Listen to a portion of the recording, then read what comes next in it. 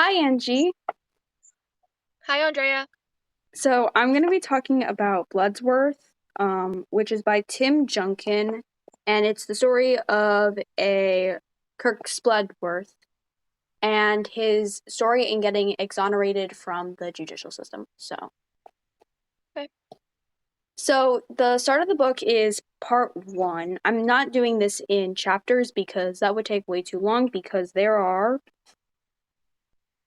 I think, 31 chapters in this book, which would not be fun to go through each of them. So we're just going through the parts. So the book starts off Okay. with Kirk being in jail and the lawyer saying that he's gonna defend Kirk. That happens in the second chapter. In the first chapter, it's just an introduction to Kirk, where it's just like, Kirk's here, he's in jail, like, basic introduction of what's going on. Then he represents him because Kirk gives him the vibes that he's actually innocent, even though he's been put in, like, a really dire situation. He gives them, like, the vibes that he's a good person. So, to try to prove him innocent, they try DNA testing, and they find a pair of underwear, and they find sperm inside. Kirk gives them the DNA to test, and at the end of the chapter, it gets revealed that it's not his sperm, so it's perfect evidence to use because that means that he couldn't have committed the crime, because if it wasn't his sperm, then, you know. What was the crime? The crime will be talked about in the second summary because we don't actually learn what he does until, well, I mean, we do, we know what he did, but, like, it gets put in more detail in the second part. So in the second part, it shifts over to a brief description of the prison and just how, like, terrible it is. So this is part 2, by the way. It goes into a short description about the murder, not the murder, sorry, that happens later. Short description What? of the prison he's put in. Okay. And then afterward, it talks about the murder of Dawn. So guess what? This is the fun part of the book. So, well, not the fun part, but, like, we're trying to make light of a good bad bleh. We're trying to make light of a situation that's not supposed to be made light of. But in all seriousness, no, this was not a fun book to read. So, the murder of Dawn happened where Dawn went into the woods because her friends wanted to play with her. And then she goes into a forest, and a man tells her to come with him. 2 brothers are watching this incident. They'll be important later for other reasons. And then Dawn got led into a deep part of the woods, and then got raped and murdered. Her head supposedly got bashed on a rock, and then she got a stick stuck up her vaginal cavity. That was not a fun part of the book. It goes into graphic detail about it, so that is something I will suggest when reading this book. Don't read that part at 5 a.m. in the morning. And also, don't read that part and laugh at it, which is not what I did. I was like, what the hell? It was very scary. I did not. Get It it wasn't. personal with your English teacher. Yeah, this is gonna be great. Since no one's seeing this, well, I mean, my teacher's seeing this, but, like, anywho. So, afterward, we kind of shift over to Kirk's life. Hold on. This is the part that I'm supposed to do in my own time. So, it talks about the police officers and how they collected the scene, and basically it shows all the mistakes that they made in the first part of it. Conducting, like, they took 20 minutes to do it, which again will be important later. They basically just scout the scene for, like, minimal time, sort of tried to, like, pick apart what was and wasn't, but they really couldn't find anything just based off a first sweeping. But they found a few pieces of key evidence. They found some gum. They learned about the boys who found out about it, and they learned about, like, Dawn and her family, which her father wasn't currently there at the time of the murder, but her aunt was, and she was supposed to be taking care of Dawn, but she didn't. Anywho, this is part 3, the part where we actually get into the most irritating part of this book, aka where Kirk comes in. So basically, this part of the book is about Kirk's first trial. And everything leading up to this trial is absolute. See, basically, to the start of it, so they're trying to find out who did the crime. So they're looking around town, the police officers, not just like random people. So they're looking around town, they're trying to find out where this crime is, who committed the crime. And they find some shady suspects. They find one man named Richard Gray. Now, when the book first started, I thought he was the murderer. He was not the murderer. But basically, he was making himself real sus because he had child's panties in his car, and he was acting real shady. It was not fun. But then the police officers completely overlook him because Kirk comes in, and he fits the description that these children give. Because here's the other thing. So the children get brought in, and they're told to describe the man that they saw that day that was with Dawn before things happened. Anywho, the two boys don't give any sort of, really important here, they don't give concrete alibis. They switch up a bunch during their alibis, and they're brought back in later, and their alibis switch up because they learn about information, and information just gets weirdly shifted around because the police officers don't know how to do their job. Surprising, no?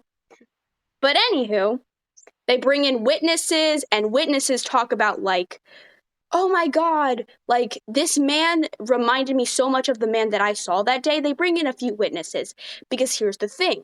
See, they have a call out into the world. They were like, hey, if you see a man that looks like the description of this man that these boys gave, go tell us so we can get him. And everyone keeps giving them calls and whatnot because there's also some money. So people want to get that cash.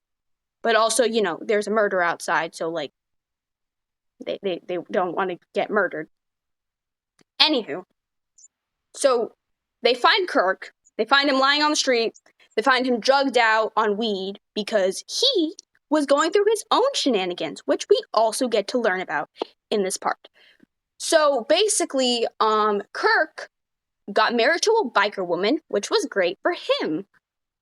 Good job getting some females before you get exonerated. And basically, his wife was a crazy lunatic who got drugged out, went to a bunch of parties, forced him on the wrong track. It was not fun for him. He moved out, ran away from his wife because he hated his wife, was like, no, get away from me, don't want to hang out with you anymore. Went to his friend's house, and then got stoned. So. Sounds like a rough time.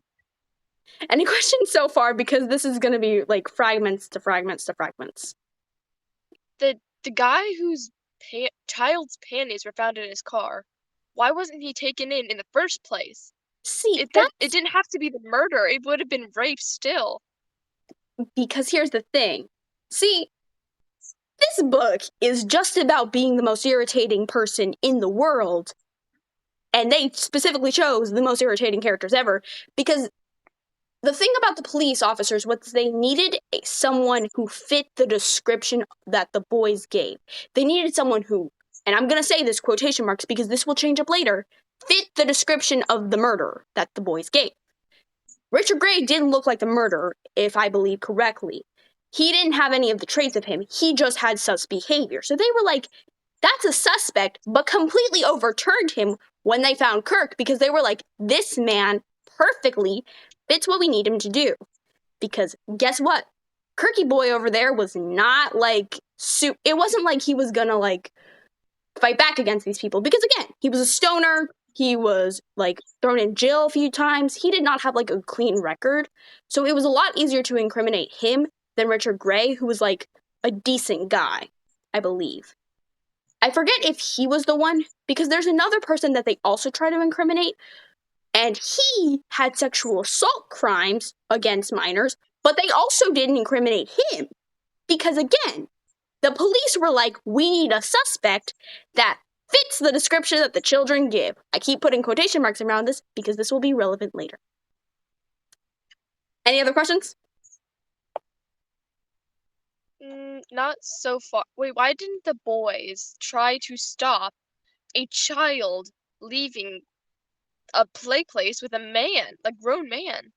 Mainly because the childs in question were like 6 and 4 at the time. Do not quote me on that. But they were pretty young when it happened, so even if they tried to stop him, I don't think they'd be physically able to do so. And seeing what this man did to Dawn, that was probably, even if they got involved, they probably wouldn't have survived to tell the tale. So I would say that they probably like just thought that he was like a random man, probably thought that she was his father because they didn't know Dawn well from what the book says. Like, they just were like, wow, random child. Cool. Any other questions? No. Okay, great. So, remember when I said the quotation marks around that? Yeah, the quotation marks are not going to be relevant here. Because here's the thing. So they bring in these witnesses. They bring in the boys back. They give them a lineup. But here's the thing. So Kirk gets televised because, you know, when you find the rapist of, like, you find a murder, you're going to televise it. And the boys saw that televised thing. And a lot of the victims, sorry, not a lot of the victims, a lot of the people involved with the crime that are going to be witness statements saw the TV. They were like, wow, thank you for telling me exactly who the man committed the crime. I'm going to go over there to the television, sorry, not to the television station, to the criminal station and point out Kirk specifically because now I know he murdered him. All of their alibis and their witness testimonies are literally fake because they found out that Kirk did it. It's not like fair judgment. The police officers never asked them if they were like unbiased because the police officers specifically asked them before they went to the witness thing to not watch any television, things, and to just like stay away from the TV for like time before you like come to the witness statement because, you know, it would be televised and they would see Kirk and they would immediately think, that's my boy. So they do that anyway, and the police don't ask them about it because, as we'll learn very quickly throughout this entire thing, the police just are dumb and really do not know how to do their job correctly again because they want to find a murderer. Anywho, so a bunch of the witnesses come in, they say, Kirk did it. It's not great. The boys change their testimony again. Second time, they changed their testimony. They're like, actually, it fits the description of the man that you talked about with, like, him having blonde hair. Like, he has ginger hair like Olivia, where he doesn't look ginger, but he is ginger, but he isn't. It's The English teacher totally knows who Olivia is. Actually, she does, because she's in her class. So, but anywho, so all of that happens, and Kirk is just like sick and tired of it. He gets put on trial, and then we get to the fourth part, the part that I love, called When the Economic System Fails People. So see, here's the thing. Kirk isn't exactly, like, rich. Like, I would say that he probably isn't, like, running around and swimming in money, especially not enough to get bailed out of jail, nor to get a good enough lawyer to defend him of a crime that, like, is pretty bad. So, guess what happens? First time through, he actually gets a good lawyer. Good job for that man. Good job for him getting that good-ass lawyer. Guess what? That does not work. His father can't pay the payments, and he gets a, like, given lawyer to him by the state. Now, if you've learned anything about state lawyers from your few years watching people in the justice system, you'll learn state lawyers suck because they are paid specifically to do case by case by case basis. They don't really care about the cases they're doing. He is trying to prove a man did not hurt a child when he's already been shown to murder a child. And as you get to learn, a lot of the thing about people learning that someone did a crime is that if you're told something, you're more likely to believe it if it's repeated. And it keeps getting repeated. There's no one, like, stopping these people from, like, learning about this guy. The people who are going to be on the jury are completely biased when they see him. So basically, everybody is biased. All the things are stacked against him, and there's a bunch of evidence that doesn't get found out simply because he isn't a good enough lawyer, because he's a state lawyer, which means basically he doesn't get access to any of the special quirks perks, sorry, not quirks, that lawyers that were paid would get to access to. So they're going against prosecutors that aren't from the state and are just like normal prosecutors. So they're going up against him, and with everything stacked against him, guess what happens? This is the perfect guess. He's found guilty. He's found guilty, and it's so great. You get so irritated at this part because you hear constantly about what he did, but you know that he didn't do it. We've gone through his testimony and why he didn't do it. And there's so much stacked against him that it feels like an unfair trial. And it is. But no one really cares because, again, they need a murderer. So, and then the second trial comes along and he gets a better lawyer. Good job for Kirk. Getting that good lawyer money. Anywho, his father pays the lawyer. He's like, pay me later. And his father is like, okay. And they go and they find a bunch of evidence. And basically, the guy finds all the evidence that the previous lawyer couldn't get access to because, again, he was a state lawyer. This guy's a real lawyer. I feel like there was something wrong with that statement, and I will address that later. Anywho.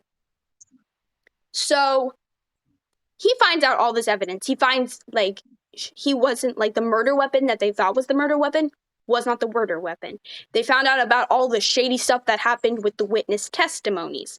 They found out all the shady stuff that happened with the police officers messing up Kirk's life because they, found him on the side of the road, told him, pick the murder weapon, and he picked the correct murder weapon, but he was, supposed to be oh my god, that murder weapon over there, I remember that, vividly, and he didn't do that. But they still thought it was him because, again, we learned very quickly throughout the story that the police officers are not great people and that they don't know what they're doing. And that all gets shown. So much evidence against the police officers, how this trial is, basically corrupt, how the witness statements are faulty, everything. All gets found out. Guess what he gets? Guilty? Correct. Because, again, no one listens. Because these people are dumb.